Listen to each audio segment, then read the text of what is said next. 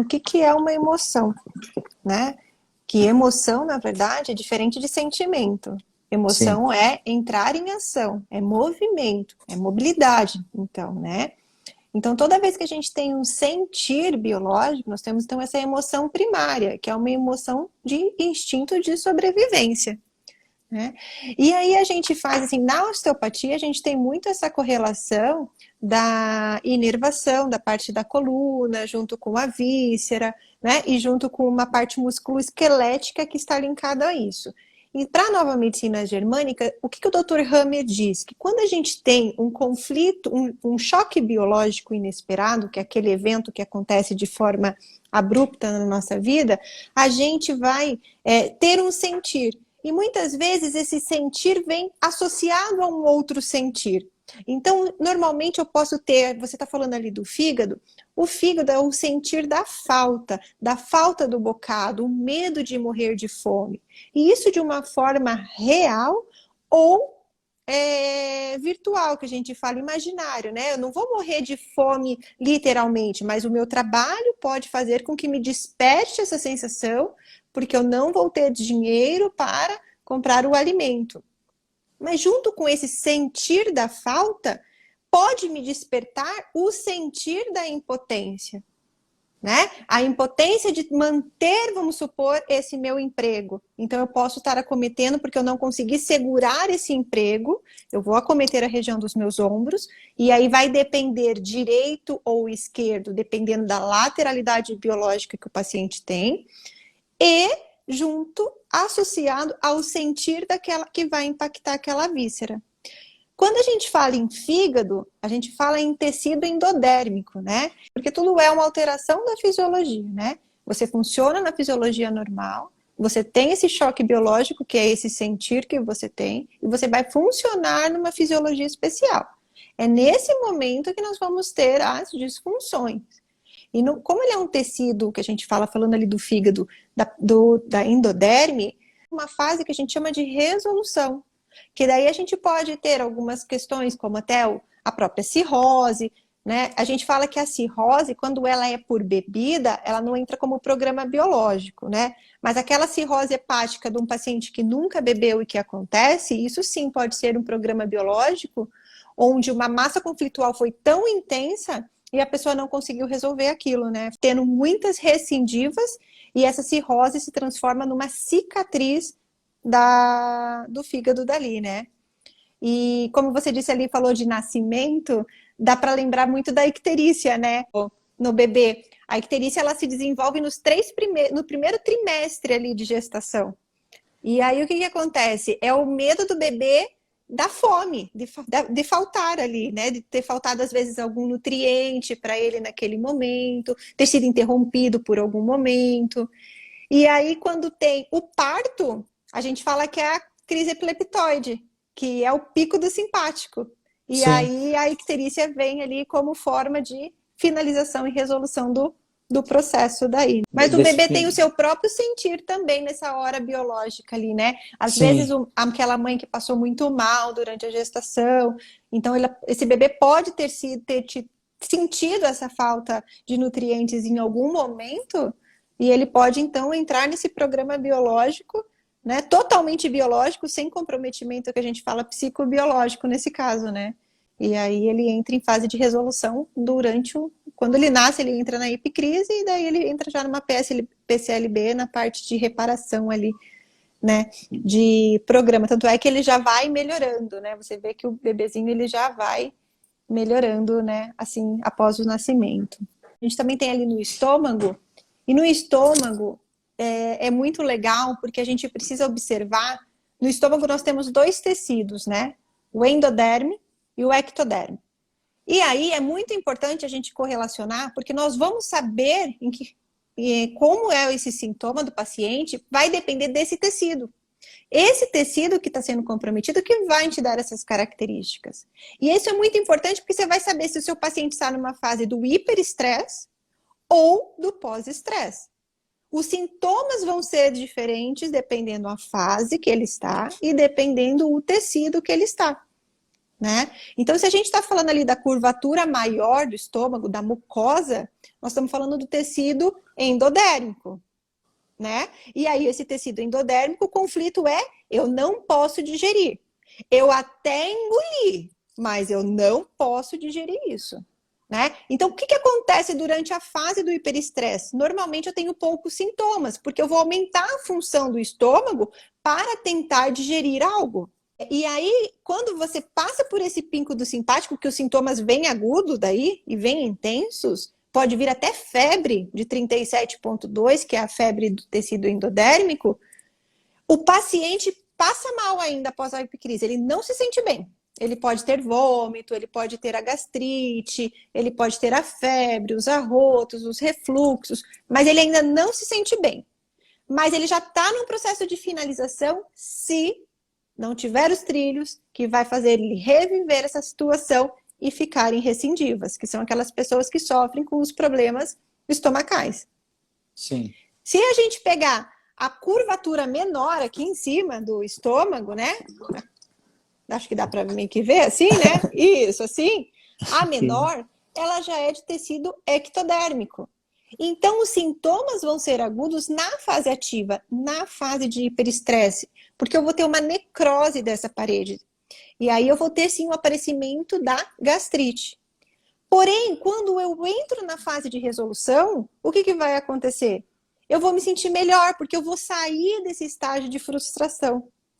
Vou ter um pico novamente do simpático ali, da epicrise, como fase de finalização do processo, porém, eu me sinto melhor, o paciente se sente melhor após essa fase. Então, são características específicas de cada tecido e cada um respondendo na fase do hiperestresse ou do pós-estresse. O paciente sabe que ele tem uma gastrite nervosa. Ele já chega para você falando isso. Eu tenho uma gastrite nervosa. Quando eu passo por um momento de estresse, eu fico assim. Mas qual que seria talvez um pulo do gato ali? Mas tá, você está com a gastrite, você está vivendo o estresse ou você viveu o estresse? Porque daí você vai saber, através dos sintomas, qual tecido está sendo acometido e como você vai agir da melhor forma com esse teu paciente, né? Se ele está vivendo o momento do hiperestresse, a gente vai falar que está na curva, e ele está com os sintomas, ele está então na curvatura menor, que é tecido ectoderme, que nessa fase ativa está tendo uma necrose dessa parede, gerando uma úlcera ou uma gastrite, né? Se ele está, não, Fer, agora eu estou relaxada, já melhorei, já passou o meu estresse, mas agora eu estou com gastrite, então nós estamos falando da curvatura maior, que é no pós-estresse, que eu já estou numa fase PCL, e é onde, então, eu estou tendo essa necrose agora, porque como é outro tecido, é o tecido endodérmico, né? Numa fase ativa, numa fase de hiperestresse, eu tinha um aumento da função. Então, eu não tinha quase sintomas. Eu vou ter sintomas nessa segunda fase, né? Que seria, então, a parte da necrose da curvatura maior ali, onde estariam aparecendo ali. E lembrando que na curvatura maior, como eu tenho um aumento de função na fase ativa, quando eu entro em fase PCL, eu posso ter a presença de micro-organismos para debridar para fazer a redução caseosa dali. E é onde aparece, então, quem? O H. pylori, o famoso. Então, eu costumo dizer, que bom que você tem, porque é um micro-organismo que está entrando na fase de resolução e te ajudando a finalizar esse processo. É uma fase bem desconfortável, porque é uma fase parasimpática, é uma fase inflamatória, é uma fase de infecção e é uma fase bem desconfortável para o paciente. Porém, é uma fase já de resolução. Se a gente conseguir eliminar os trilhos de conflito, esse paciente tende a ter a sua crise epileptóide e entrar em normalidade daí. E não ter recidivas. Mas aí a gente tem que tentar entender, achar esse choque, né? O que foi esse evento inesperado? É qualquer coisa que me deixa estressado, que vai me gerar sintomas? Não. A gente tem que entender qual é essa relação, qual é essa frustração, qual é essa impactação. Então, a gente tem que trabalhar em cima disso e dar uma oportunidade para ter uma visualização de uma outra maneira perante essa situação. Então, o intestino, se a gente for falar do intestino delgado, tem muito ele também corresponde ao tecido endodérmico. Então, o tecido endodérmico são poucos sintomas na fase ativa, e nós vamos ter os sintomas, então, na fase de resolução.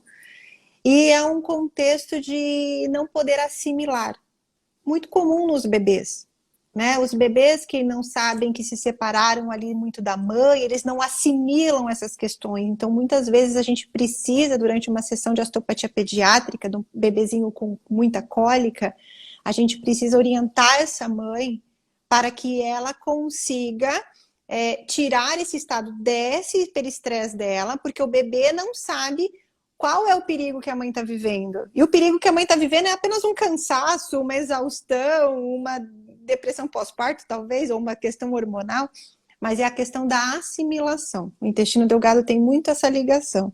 E eles também sentem, né? E aí, terminando com o intestino grosso, é aquela sensação de não poder eliminar algo sujo, um sentimento de traição, de sujeira, algo que foi indigesto, porém com um sentido de sujeira, sabe? De nojento, de não poder suportar, né? E nessa fase do intestino grosso, então, nós temos, quando a gente fica tendo recidivas, quando a gente fica em contato com os trilhos, é nesse momento que a medicina oficial chama a doença de Crohn, né? Então, nada mais é que uma fase PCLA, a fase de resolução desse paciente que vive encontrando seus trilhos e não consegue sair dessa situação. Então, é importante a gente lembrar que normalmente não terão sintomas na fase do hiperestresse. Então, você está lá no seu trabalho, você está super estressado com o seu chefe, mas você teve um sentir lá de que foi sujo aquilo que ele fez, que aconteceu com você. Lá você não tem sintomas. Aí você chega em casa, é uma sexta-feira, você vai numa pizzaria, vai tomar uma cerveja, e aí aquela pizza e aquela cerveja te dá uma diarreia. Se eu entendo as leis biológicas, ok, isso foi bom, eu eliminei, eu estou nessa fase de resolução, isso era necessário para o meu corpo, eu vou nadando a favor da maré, encontro a normalidade. Eu consigo achar que isso foi bom. Se eu não conheço as leis biológicas, eu vou achar que eu estou agora intolerante à lactose por causa do queijo da pizza, intolerante àquela cerveja, eu não posso mais beber porque daí eu vou passar mal. Tem glúten, né? A cerveja porque tem tem glúten. glúten. E aí vão aparecer quem? Os trilhos, né? Então, toda vez que eu comer uma pizza, vamos supor que foi uma marguerita, aquilo vai me remeter a uma sensação de perigo e eu vou ter esses sintomas. Porém, se eu sei que isso faz parte do meu hiperestresse que eu passei, o meu corpo está em relaxamento, em fase parasimpática, eu estou me curando, é uma percepção diferente, né? Então, você poder orientar o seu paciente, isso é muito rico. Ele entender que ele não está doente, ele está finalizando o seu programa biológico, né? E uma coisa que eu acho bem importante, a gente muda um pouquinho de tecido, que a gente vai falar ali no mesoderma novo, que é o diafragma, como você disse, só para a gente fechar rapidinho essa live. Então, como a gente fala de mesoderma novo, diafragma, o que vai acontecer? Na fase ativa, eu vou ter uma necrose, né? Então, eu vou ter uma perda de força muscular. E o diafragma, ele vai estar dividindo a minha cavidade torácica da minha cavidade abdominal. E eu tenho, então, diferença de pressões. Se eu tenho uma fragilidade nessa minha musculatura, o que ele permite que faz? Permite com que meu esfíncter não funcione, porque essa diferença de pressão que faz cada víscera ficar no seu lugar certinho, no seu espaço. Se eu tenho uma frouxidão ali por uma necrose de hiperestresse, eu permito que a minha cardia suba. E aí a minha hérnia de hiato. É a hora que acontece a hérnia de hiato. E aí, quando eu entro numa fase de resolução, esse diafragma ele fica cheio de líquido, ele continua lácido. Eu vou começar a ter melhoras no diafragma quando eu estou em epicrise, que são as câimbras, que vai devolver o quê?